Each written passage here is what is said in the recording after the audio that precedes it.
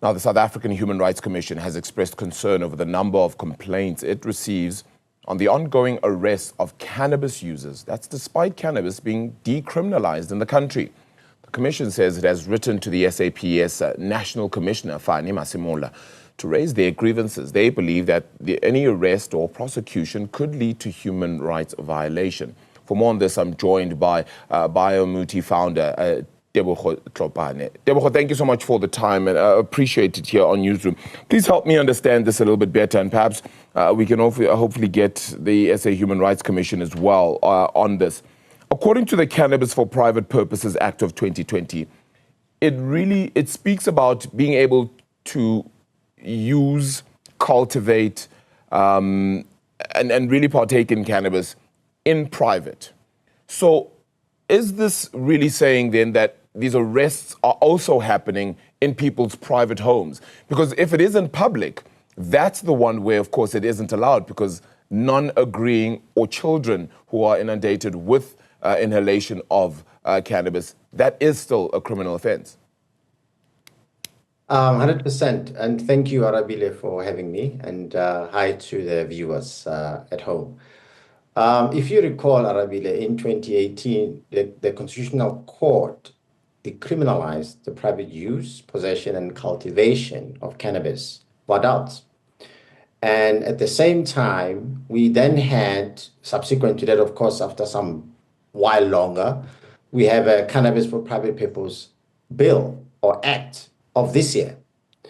And there was subsequent meetings at Phakisa, of which in August last year, a directive was issued by SAPS, which will stop or have a moratorium on arrests for cannabis-related activities or private use context. Now, the reason I say all these things is that what's happening right now is clearly a marginalization of groups like the Rastafari, and more so the disregard by SAPS for the judicial rulings that we have, as well as human rights. So the Human Rights Commission is right in actually, fielding these questions towards SAPS, because as it stands, it's completely legal what they're doing.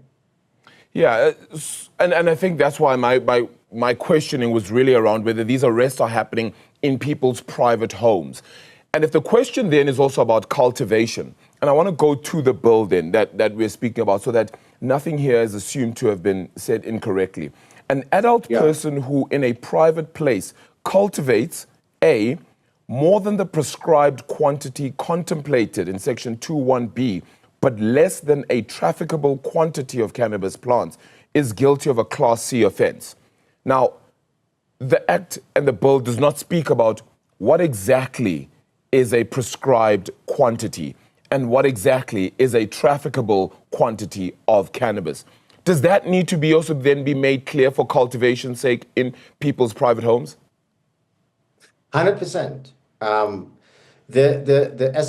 As much as we have this private people's bill that's out there, the meat on the bone hasn't been put in place that will then address these issues regarding how much possession one should have, how much possession one should have at the private places, and its private spaces. It's not necessarily, private space can be anything, Arabile. It cannot just be your home, right?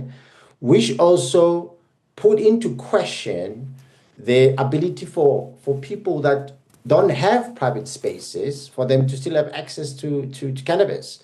And if you look at your marginalized communities, as we're speaking about the Rastafari, it's the same issue. That if someone cannot grow cannabis in their own private spaces, or they don't have private spaces, what do they then do, Arabile?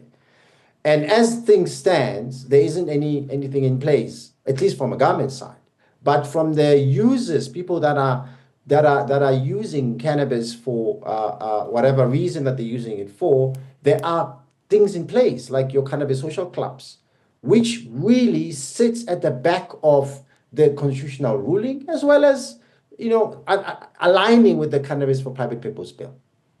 Yeah, and of course many concerns around just where exactly access is really or could really be found at this time. How do we address this then properly? Do we then need to re-look at the bill, add meat to the bones, as you've just said as well? Do we then just have to have this conversation as the SAHRC is trying to have then with police and law enforcement? Because maybe the understanding of the bill has actually not been made correct at this stage.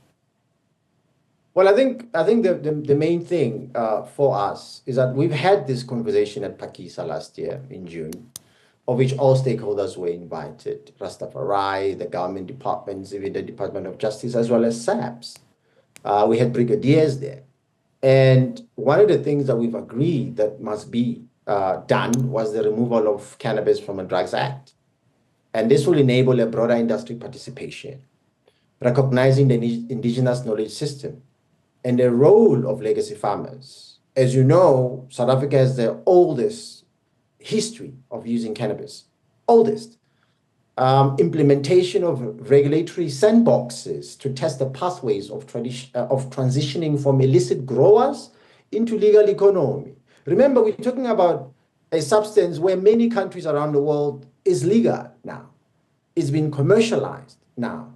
And we need to take advantage of all these things, as opposed to looking at SAPS quota systems that they use to arrest people. Cannabis must be removed from that altogether.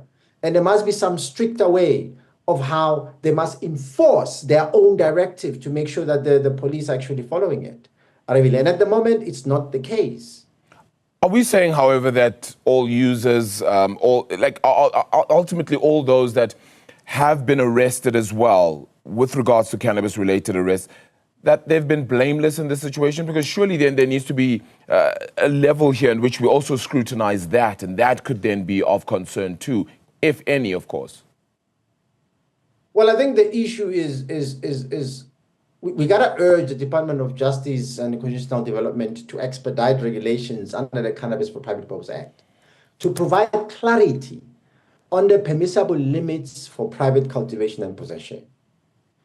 We have to call immediate reinforcement of this moratorium directive to halt these unjust arrests and ensure compliance with both legal and operational framework.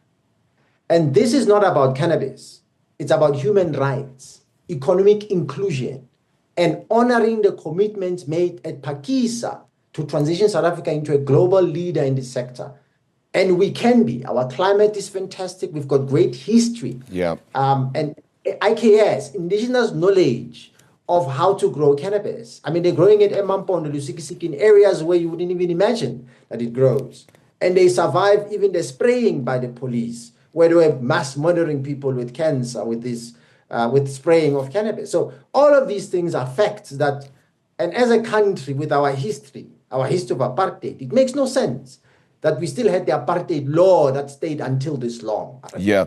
How does this all impact dispensaries like yourselves, especially medical marijuana and cannabis dispensaries like Biomuti and some others, of course?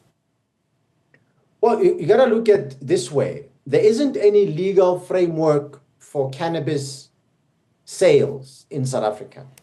There isn't. The only thing that you have is, if you're looking at the medicinal side, you're then looking at your Section 21, which is an application that you do to our regulatory SAPRA for the doctors to then be able to prescribe cannabis for you. And that's a case-by-case basis, and it costs about 340 rand. So it's already exclusion.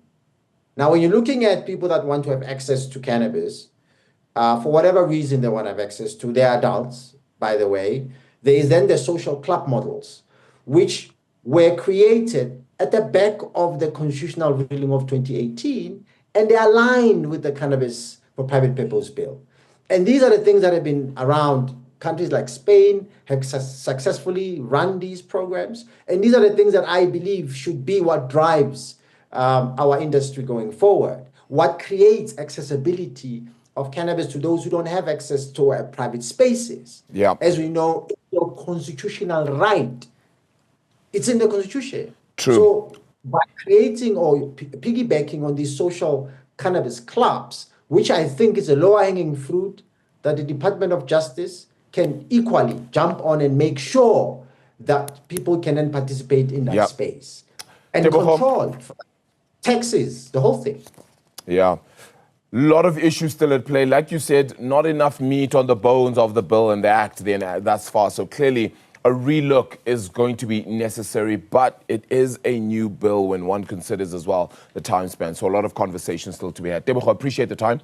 Tebogo Tlhopane is BioMuti founder there as we just really talk about police and the SAPS in particular are making arrests for cannabis-related arrests, that is, for people in possession of cannabis as well. So concerns around that.